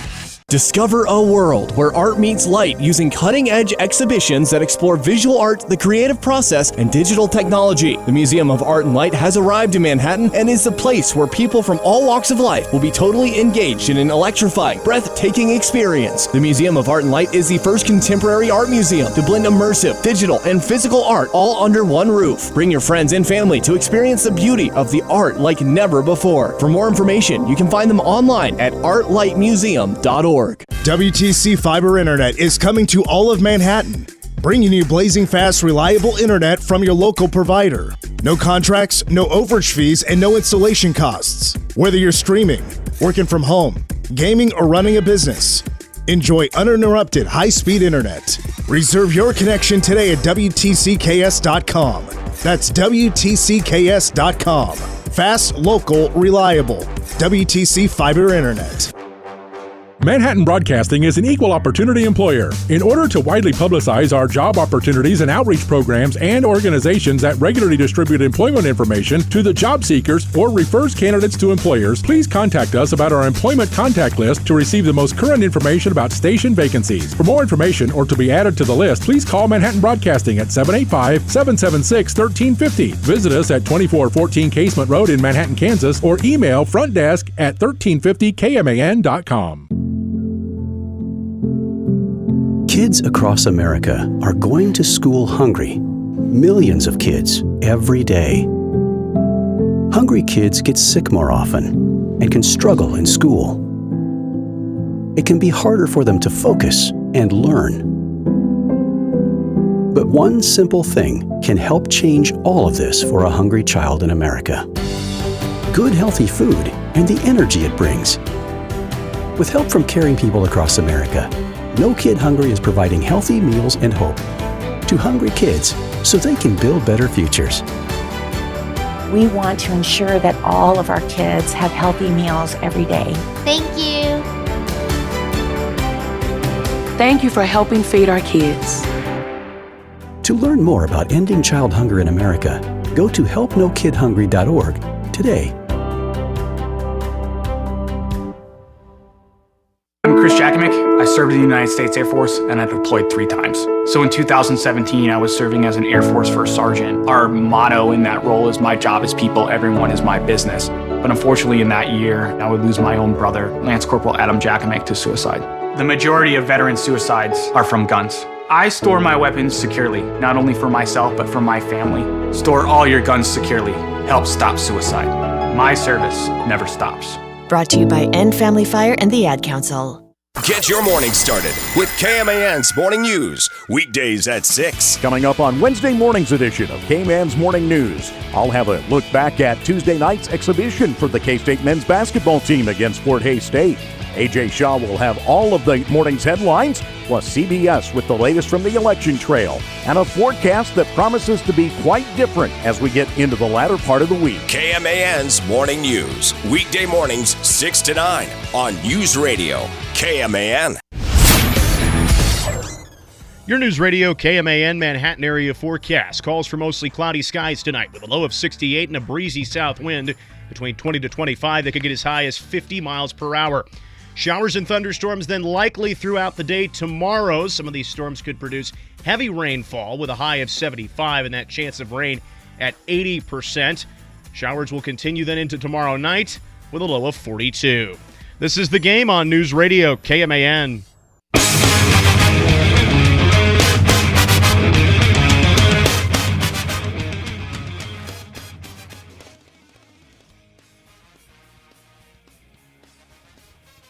Is it wrong of me to revel in the fact that the Yankees are down 3-0 in the World Series going into tonight? Is it that wrong of me to revel in the fact that Fox isn't going to get the series they wanted?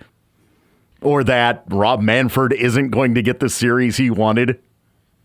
You know that meme where the guy's got like the piece of tape under his nose and he's in the hospital? I think he's got like a tube up his nose or whatever. That's me right now. Actually, yeah. Well, okay, that joke fell flat. I'm sorry. I was trying to make a joke of like, you know, you got to be sick to think that be happy about it. Oh, I'm sick. The joke fell flat. I'm sorry. No, it didn't fall as flat as those at Madison Square Garden recently, but that's another matter. The fact remains is that there is part of me that is reveling in the fact. Troy Coverdale, by the way, back with AJ Shaw as we wrap up this edition of The Game. There is part of me that is reveling in the fact, as much as I want baseball, you know, for a few more nights, it would be wonderful to get this series to the weekend and be able to catch another game this weekend, especially without a K-State conflict at game time. But honestly, there's this sense of justice that I feel. This sense of karma nipping one Rob Manfred in the backside. Nipping Fox in the backside. Oh, you wanted that Dodgers-Yankees series so bad, huh? Yeah, let's make it a 4-0 sweep and get the hell out of here. I mean, seriously. At that point, yeah, you're left going, really?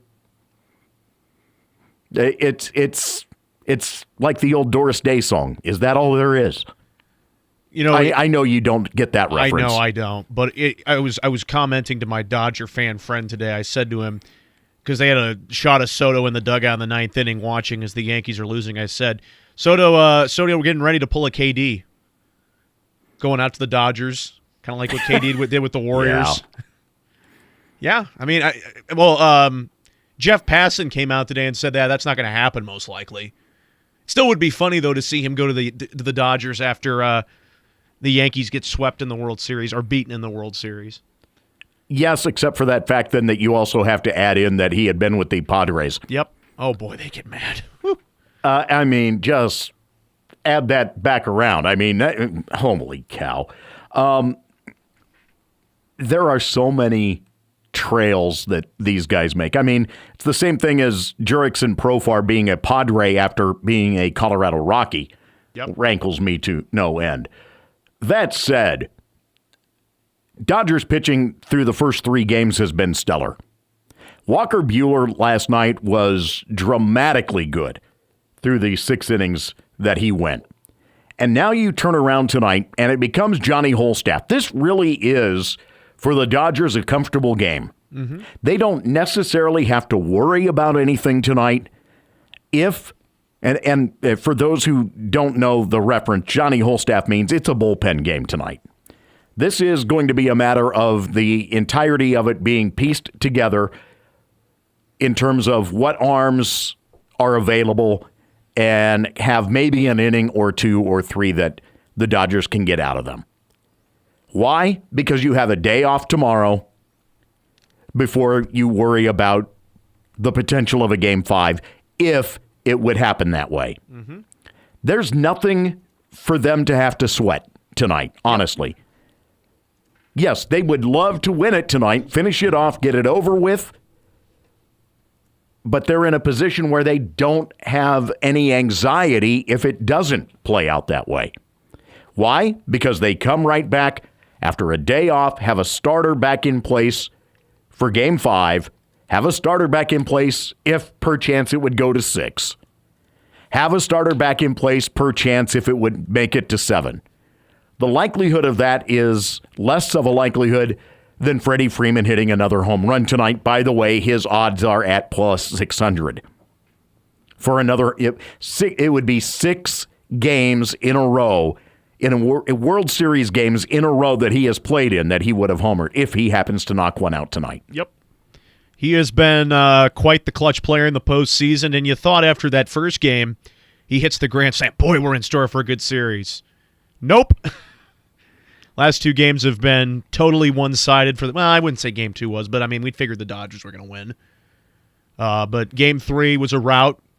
But boy, the amount of 2004 Red Sox jokes I've seen online today. Kevin Millar making the comment to, I think his name's Dan Shaughnessy with the Boston Globe back then. Yes. Don't let us win this game tonight because we got Pedro in Game 5, Schilling Game 6, and then Game 7, anything can happen. The amount of 2004 Red Sox jokes, particularly to the Yankees, the team that blew that 3-0 lead, is just hilarious. It's always great to see Yankee fans get joked on. ESPN literally just ran a feature. Oh, boy. On it. Yeah. Because they have to find ways to fill time on SportsCenter tonight. Yeah, exactly.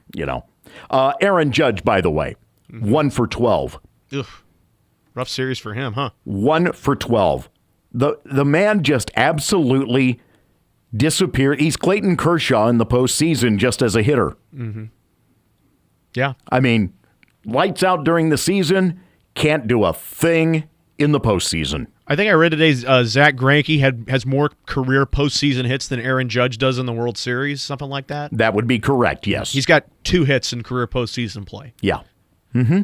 Judge, 1 hit. Yeah, that would be one Zach Greinke, no doubt. All right, we'll wrap it up. Ask us anything when we conclude things on a Tuesday? Tuesday, okay, here on The Game.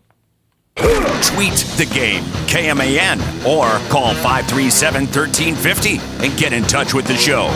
This is The Game on News Radio KMAN.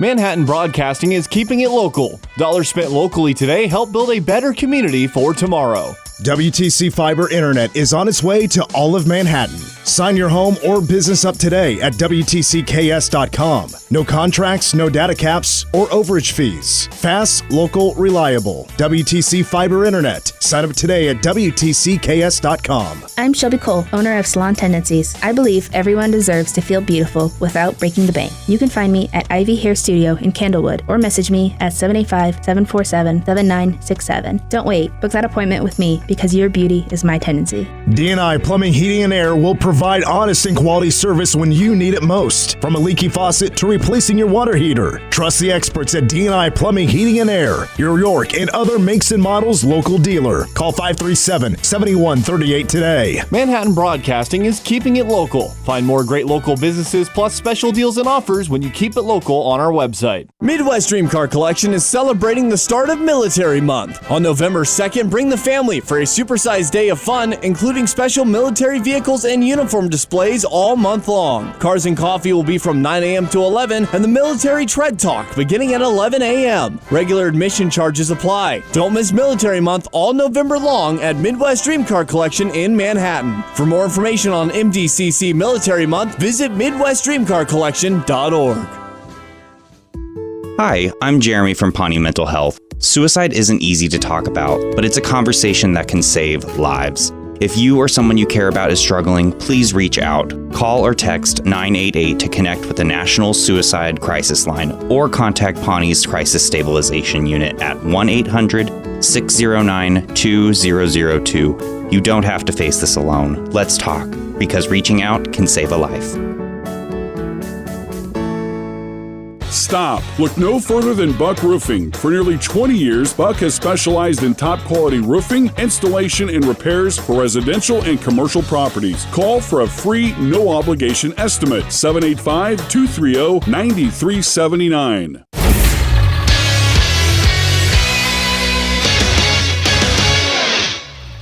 I'm AJ Shaw with a sports update for News Radio KMAN as the game continues. The K-State men's basketball team plays its only exhibition game of the preseason tonight, welcoming in Fort Hays State to Bramlage.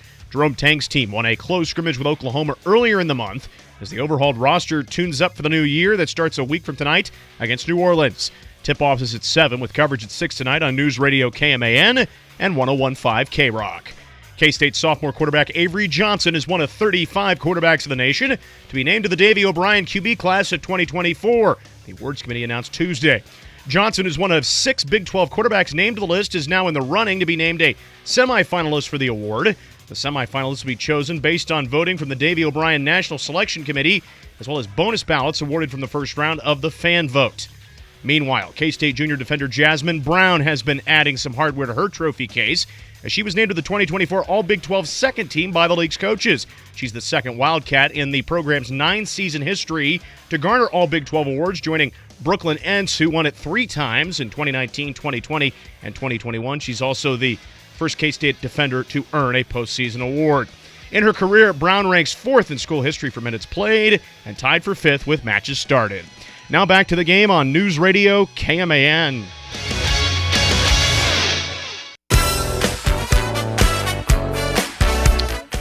Back on the game on News Radio KMAN. AJ and Troy with you. Mitch off to Bramlage as we are just 3 minutes out from start of coverage of K-State men's basketball against Fort Hays State.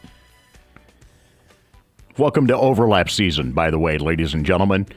K-State hoops tonight, the women tomorrow night. Volleyball is at home on Thursday. Yeah. Who are they playing? They've got West Virginia on Thursday. Gotcha. And then, high school football on Friday, K-State football Saturday. So big sports week for you. In the few moments we have left, since we're coming up on Halloween, if you were in a zombie apocalypse, what are you going for first? The SUV or a baseball bat as your weapon of choice? That would be the SUV. Yeah, me too. I don't want to be in that spot where I'm having to swing. I just... No, because at a point, they get close enough and there are enough of them that you're not going to fight your way out of that in very easy fashion. All right, SUV. You can run them over. Yeah, SUV or a gun. SUV. Still taking the SUV? The gun isn't going to do anything to them as they are already dead. At least if you run them over, they're in a position to where they are weakened. Okay. Weakened. Gun or baseball bat? Gun. Because at least then you can stun them a little better than maybe with the baseball bat. The problem is then you have the noise, I fear. But yeah, I get your point. It draws them there. Yeah. Again, baseball bat allows them to get too close. True. Gun, you can at least work with the radius. Mm-hmm. I almost feel like that this is one sick version of rock, paper, scissors here. Just noting it. The Cats upcoming here in just a few moments. As we hear from Wyatt tonight, the Cats taking on Fort Hays State in an exhibition to get the new season, quote-unquote, underway. All of the action for you as it's tipping off just after 7 o'clock here at News Radio KMAN. The game back at 4 tomorrow afternoon. Go Cats. When severe weather strikes, tornado has now been confirmed. We strike back with the information you need to stay safe. KMAN, Manhattan.